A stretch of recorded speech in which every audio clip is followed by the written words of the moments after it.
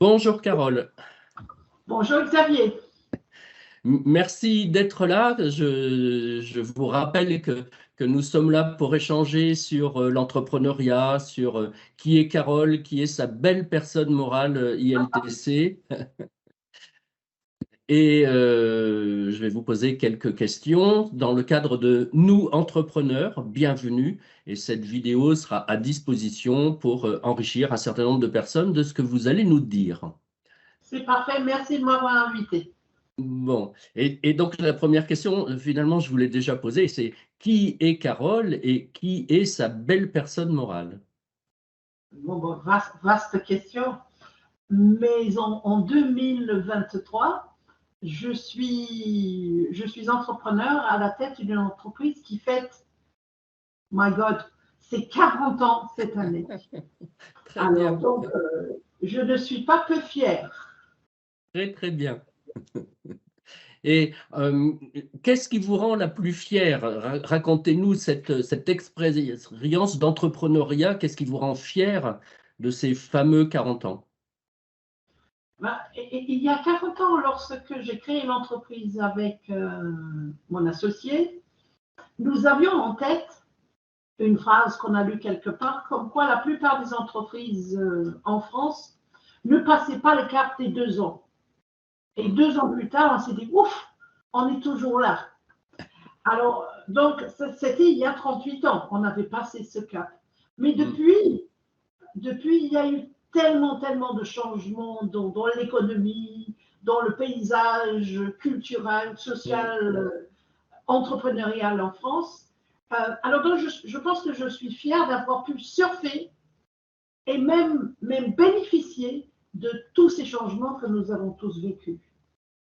Bien. Quand j'entends bénéficier, malheureusement, je pense encore à Covid-19. Vous en avez bénéficié ou ça a été un moment très compliqué pour vous? C'était un moment plutôt compliqué pour tout le monde, hein, parce que l'on Oui. ne savait pas du tout ce qui nous arrivait et nous étions, vraiment obligés d'inventer des stratégies, des réponses à une problématique qu'on n'avait jamais vécue.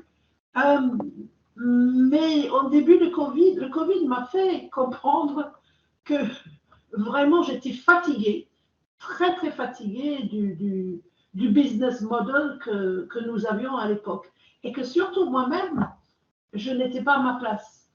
Le Covid m'a obligée de revoir ma copie.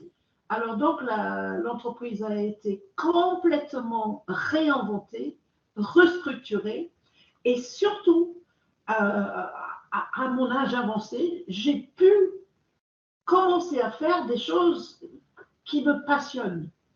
Et bon, en tant qu'entrepreneur, chef d'entreprise à la tête d'une PME en France, évidemment, nous avons des salariés qui s'occupent des finances, qui s'occupent des ressources humaines, mais c'est le gérant qui est en fin de compte responsable de tout.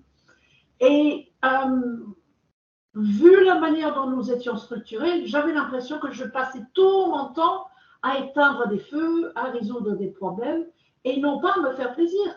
Et puis bon, nous, les entrepreneurs, quand on crée une entreprise, c'est pour nous faire plaisir, non? C'est pour vivre nos rêves, pour faire ce que nous pensons être, ce que nous devons faire dans la vie, pour servir nos clients, mais pour nous servir nous-mêmes, en fin de compte. Alors, donc, ce changement est arrivé vraiment à point nommé pour moi. Aujourd'hui, l'entreprise a été complètement restructurée et tous les jours, je me réveille avec le sourire, contente de faire ce que je vais faire. Et les salariés maintenant, j'ai l'impression qu'ils sont à mon service, qu'ils m'aident à avancer et nous avançons ensemble vers un projet qui est beaucoup plus beau que celui, beaucoup plus beau, plus d'actualité, disons, que celui que nous avions pré-Covid. Bon, un petit résumé de ce que vous venez de dire, un peu orienté Action Coach, bien sûr, c'est que le Covid vous a permis de mettre en œuvre ce que nous mettons en œuvre avec tous nos clients, c'est les accompagner à avoir la vie qu'ils n'osaient même pas penser, rêver. Et donc leur donner toutes les techniques, toutes les tactiques pour qu'ils y arrivent et que ce soit plus eux qui soient au service de leur entreprise, et bien que ce soit l'entreprise qui soit à leur service. Donc super Carole, vous n'avez pas besoin d'action coach, vous l'avez juste fait parce qu'à un moment donné, il y a un truc qui s'appelle Covid qui vous a donné ce courage. J'ai zéro mérite hein, parce que j'étais obligée. J'étais vraiment, vraiment obligée. Je n'avais pas le choix. Et sinon, je serais peut-être, bon, si je ne vous avais pas rencontré, je serais encore peut-être en train de traîner l'entreprise comme un boulet. Aujourd'hui, ce n'est pas le cas. Bon, super. Et maintenant que vous vivez la vie dont vous rêvez, quelle est votre plus grande inspiration entrepreneuriale dans cette belle vie que vous rêvez et que vous vivez? Quelle est ma plus grande inspiration entrepreneuriale? Hmm. C'est, je pense que vraiment, c'est OK de se faire plaisir. Parce que quelque part, dans notre personnalité, dans nos comportements, lorsque on arrive à se satisfaire, que ce soit intellectuellement, que cela soit parce que nous sommes en train d'être utiles, de nous sentir utiles, on peut faire tout le reste. Et puis les gens vont nous suivre parce qu'on est aligné, on est en train d'avancer vers quelque chose qui a vraiment du sens. Et ça attire des gens de valeur qui nous rejoignent, qui font partie de notre aventure. Et puis ensuite, nous avançons ensemble. Et là, c'est la plus belle aventure qui soit pour un entrepreneur. Bon, là aussi, si je voulais résumer, vous êtes en train de me parler de qui doit être ce leader qui est en train de construire le monde dont il rêve et qui attire toutes les compétences, tous les talents, toutes les personnalités qui ont envie de l'accompagner à construire ce monde. Merci Carole de ce bel exemple de leadership. Et puis, c'était même pas planifié. Hein. On n'avait pas fait exprès. C'est super. Et vous en parlez un petit peu quand vous dites j'étais fier, je me suis remise en question, ça commençait à me peser. Quelle est allez, la plus grande chose, j'aime pas le mot, tant pis, il est dit, que vous avez appris sur vous-même?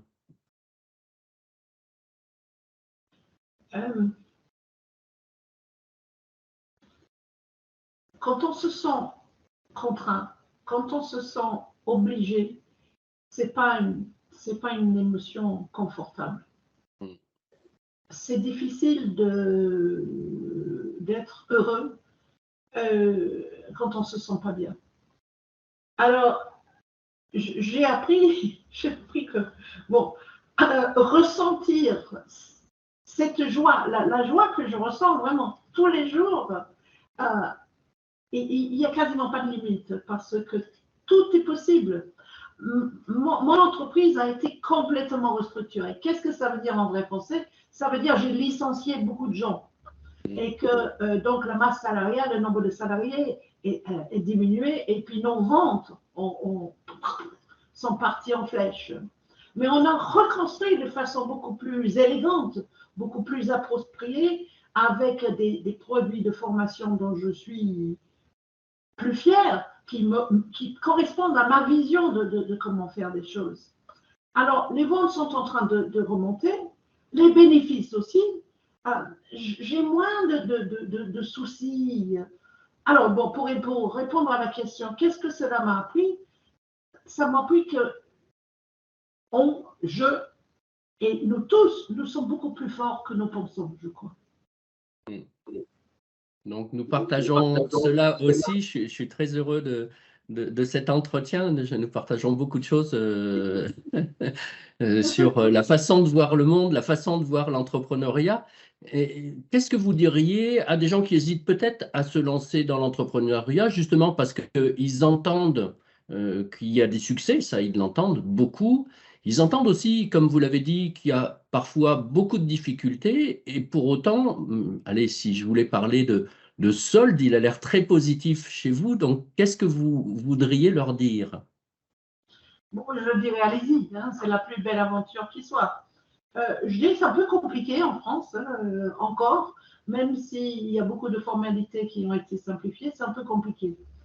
Et je dirais de réfléchir vraiment à une chose qui me semble importante, c'est que nous créons une entreprise parce que nous avons une vision ou parce qu'on se croit fortiche dans un domaine donné. Alors, mais quand on crée une entreprise, c'est pas cette activité qui est notre métier principal. C'est l'activité de chef d'entreprise, de manager, de leader, de contrôleur qui devient notre métier principal. Et ça, c'est très, très, très important. Parce que très souvent, c'est l'activité qui nous attire. On veut faire ça. Et puis, on se retrouve à contrôler les trucs URSAF ou que sais-je. Et ça, c'est très, très important. Mais bon, dans tout système, il y a des contrôles. Dans tout système, dans tout le travail que nous faisons, il y a la partie administrative. Alors, pensez bien, comment vous pouvez faire de sorte que cette partie de l'activité ne soit pas quelque chose qui pompe votre énergie et votre temps. Parce que ce n'est pas pour ça que vous avez monté la boîte.